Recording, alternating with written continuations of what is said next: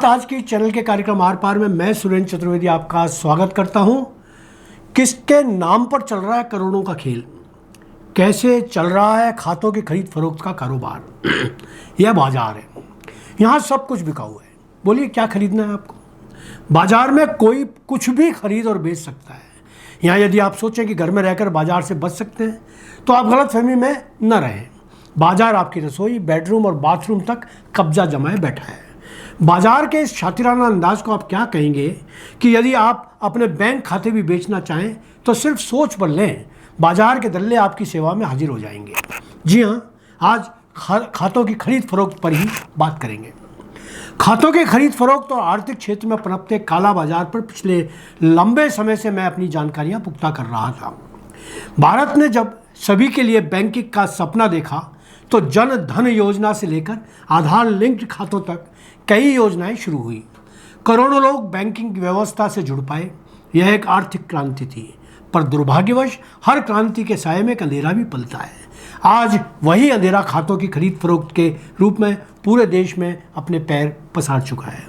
इस खेल की बिसात गांव के भोले वाले नागरिकों से भिजती है और मोहरे बनते हैं दलाल, साइबर अपराधी, मनी लॉन्डर और सफ़ेद पोश गुनहगार। असली नाम किसी और का होता है, पर बैंक खाता किसी और के इशारों पर चलता है।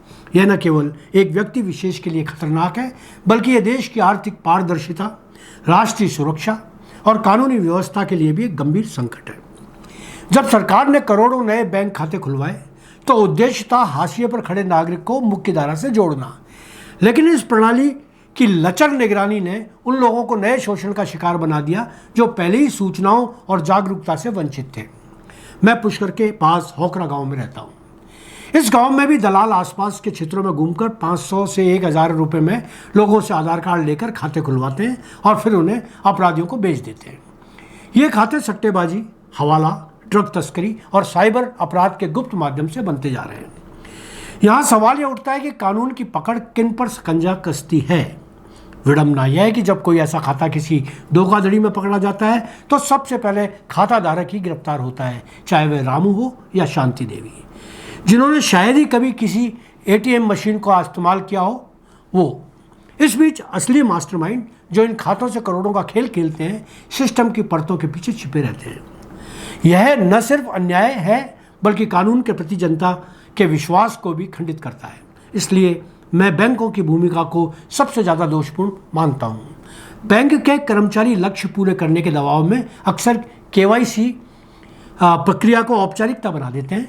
इसके लिए बैंक कर्मचारियों की निगरानी, उनके प्रशिक्षण और जवाबदेही तय करना आज की ज़रूरत है।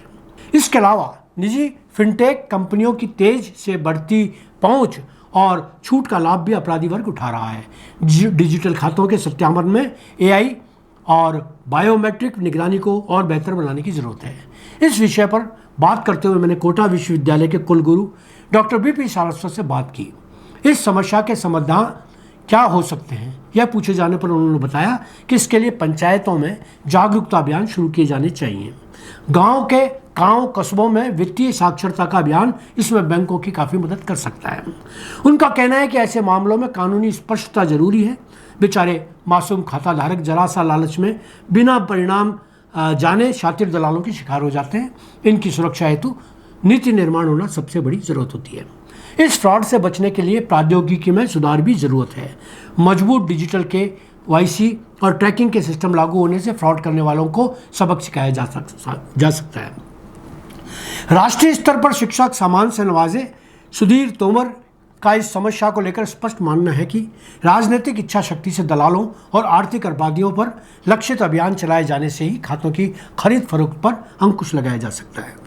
केंद्र सरकार की राष्ट्रीय मेडिकल कॉलेज समिति के निदेशक दीपक बाखर का मानना है कि खातों की खरीद फरोख्त कोई सामान्य धोखाधड़ी नहीं, यह भारत की आर्थिक संरचना, और उस तंत्र का शोषण है जिसे लाखों करोड़ों लोगों को की भलाई के लिए बनाया गया है। यदि इस पर समय रहते अंकुश नहीं लगाया गया तो इसका अगला शिकार हमारा भरोसा, हमारी अर्थव्यवस्था और लोकतांत्रिक संरचना हो सकती है। अब भी समय है। बैंक खातों की संख्या नहीं, उनके उपयोग की शुद्धता पर ध्यान देना होगा, वरना यह खेल चलता रहेगा, चेहरे बदलते रहेंगे और सवाल फिर वही रहेगा, किसके नाम पर चल रहा है करोड़ों का खेल। उम्मीद है आपको ब्लॉग पसंद आया होगा।